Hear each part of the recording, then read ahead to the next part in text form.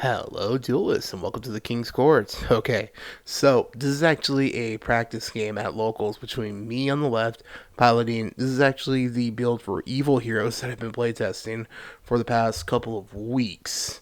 And the reason I haven't uploaded like an updated deck profile yet, I will be doing that soon this week, definitely before Halloween, is because I wanted to really fine tune the deck because originally I was going with like a similar build that I uploaded last year where I was playing like a lot of the normal monsters, but I tried doing that and it just didn't fit this honestly now, especially since going into the future in February, where here in the TCG we're gonna be getting the new evil support, so we're already gonna have to start adjusting the deck anyway. So I wanted to basically kind of get like a head start on it, playing like similar builds I've been seeing in OCG when playing the new evil hero cards, and trying to basically kind of adapt that to what we can use right now currently, and that's basically the build I'm using right now.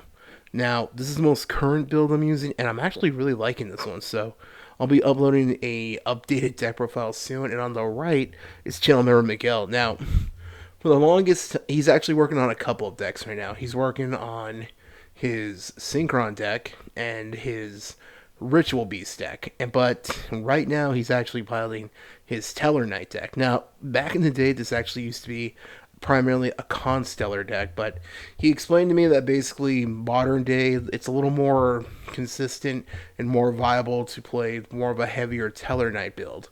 So basically, it's Tellarknights basically.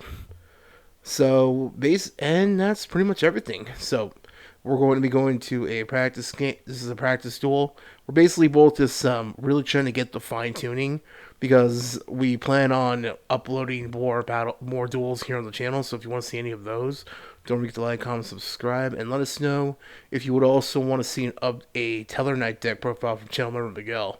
Definitely, we'll be doing that. So that's pretty much it.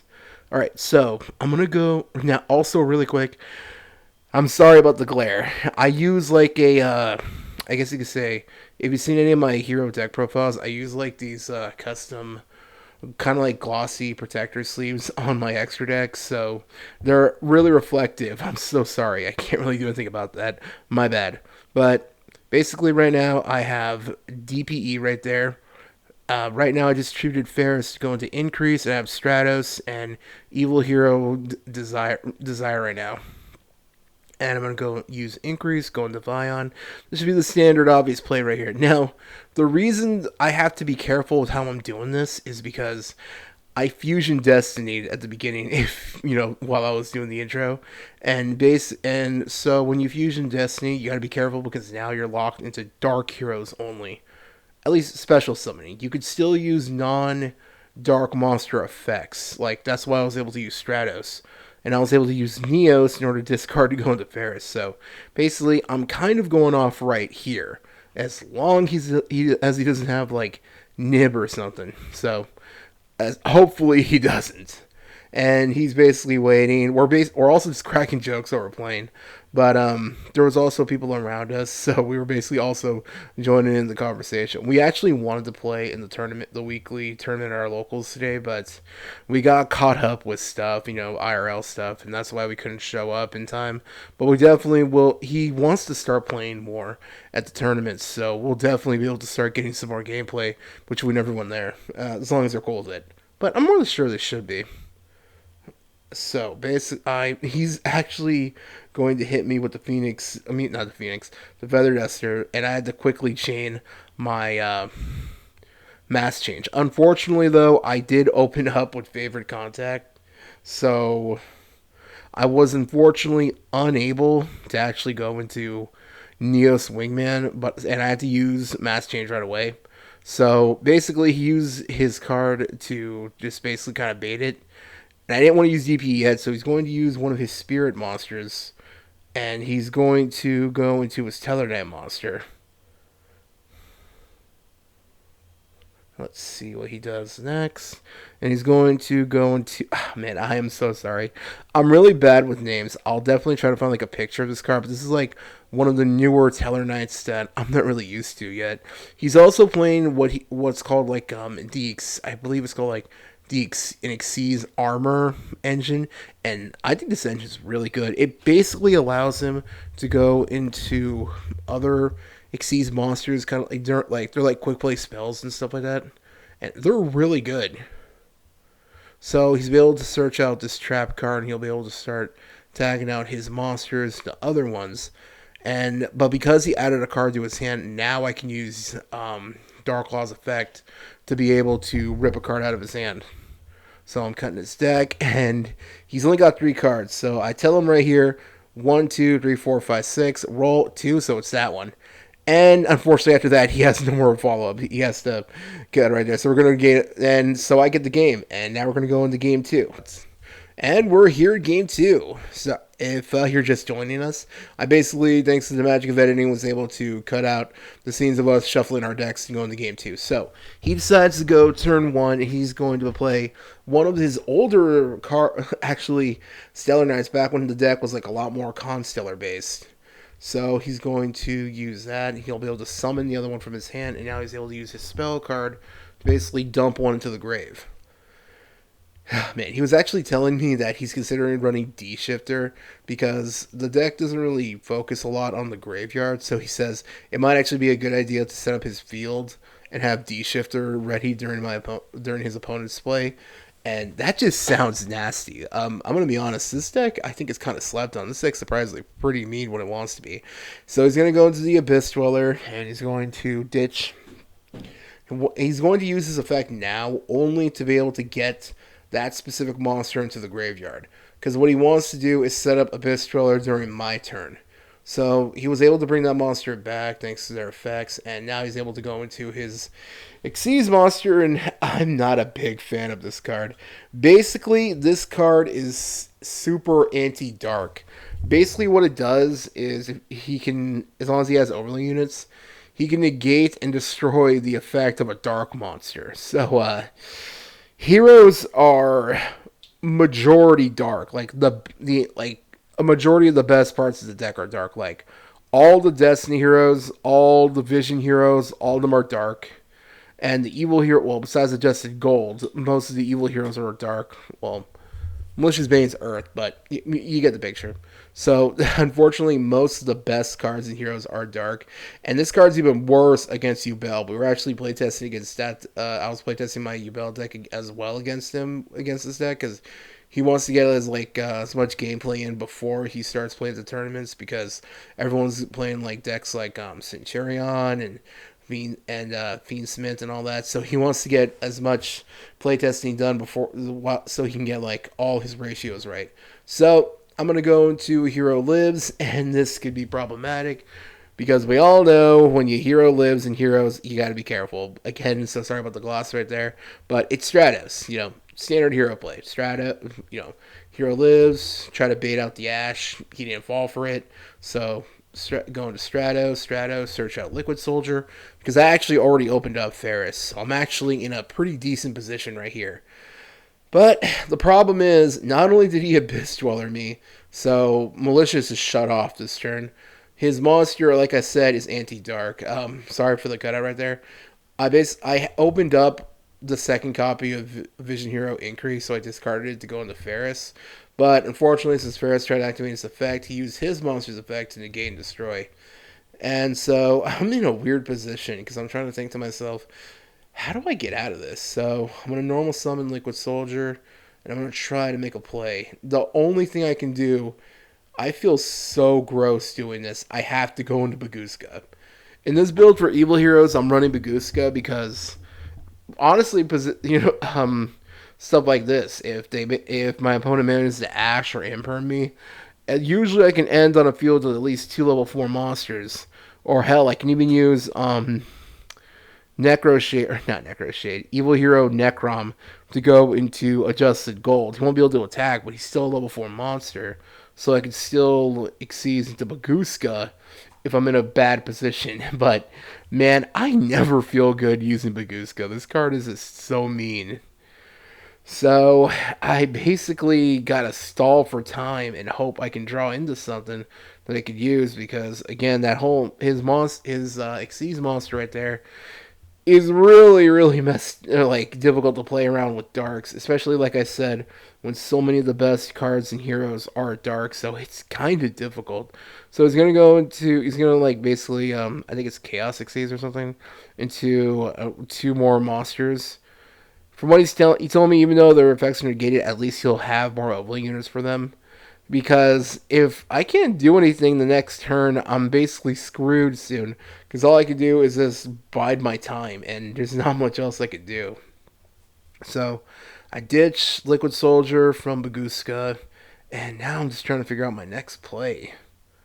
And I'm really not sure what to do because, like I said, he that imperm to my Ferris really messed me up, and I'm trying to figure out, okay, what's the next play? Because all I can do is leave on Bagusk. I mean, not Ferris. His monster destroying my Ferris really put me in a bad position because not only can I not set up Increaser and Vion, I can't even search Poly. So I'm in a bad position. So I'm gonna normal summon a Dusted Gold because I somehow opened up a Dusted Gold and Dark Calling. Go figure.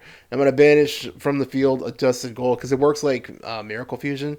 I banish it and from the graveyard Vision Hero Ferris, and I go into Malicious Bane because Malicious Bane needs one Evil Hero and one level 5 or higher or it doesn't have to be dark actually. I think this is a regular monster. I'll put a picture of it here just in case I forget. But basically, I'm in the position now of I can't use Bane's effect because his monster negated it.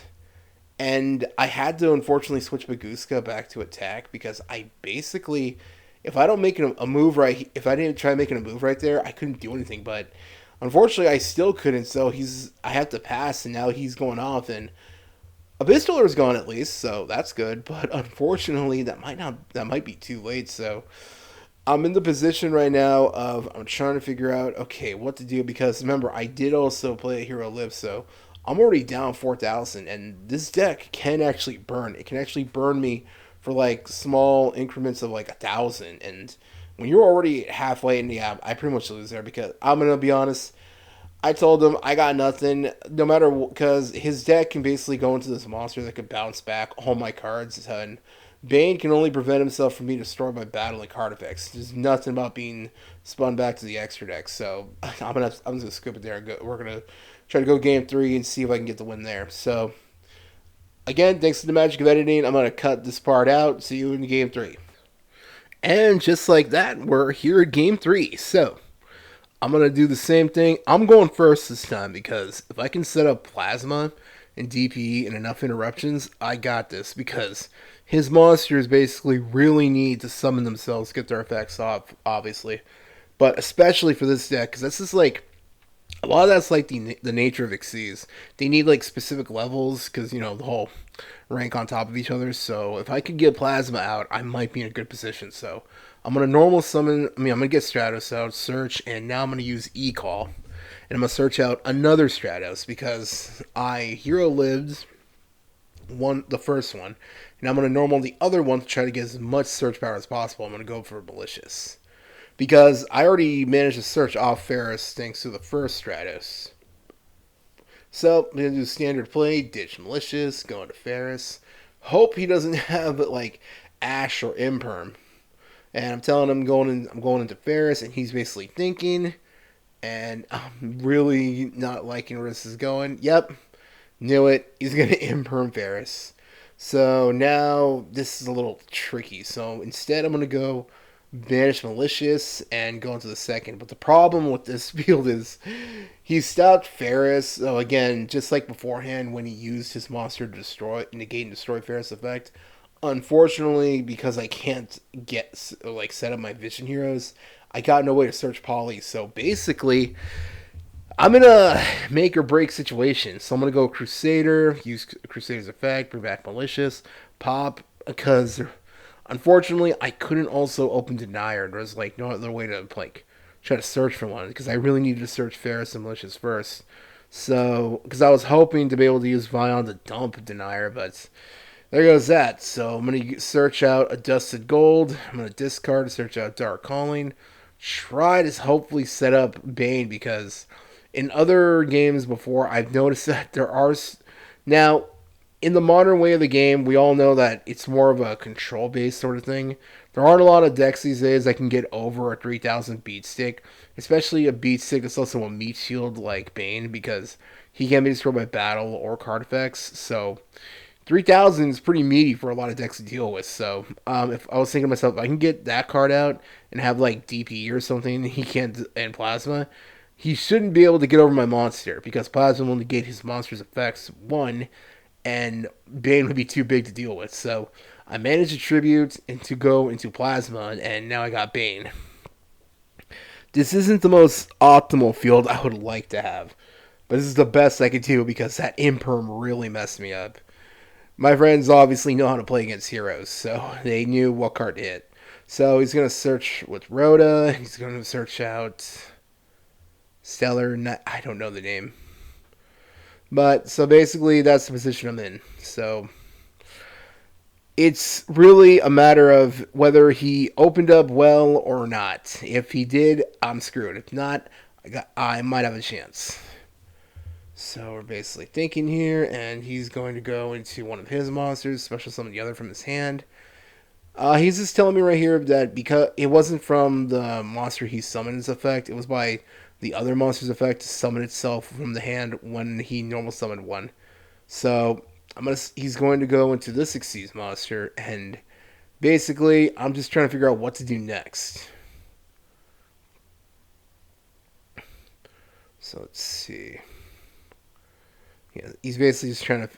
He's double checking to make sure how Plasma works because he wasn't sure or not if Plasma was like gaining any attack points or any of his monsters losing attack points. I told him no because unfortunately I couldn't get DPE out or Sunrise, so Plasma was only at 1900. So he was able to at least attack over that because unfortunately I didn't have anything to like stop his attacks. So unfortunately the field negation is gone. I mean, I still have Bane and Stratos, but it's not, like I said, the most optimal field. And my hand wasn't much better, so I was basically thinking, shoot, okay, what do I do? Man, that Imperm really messed me up.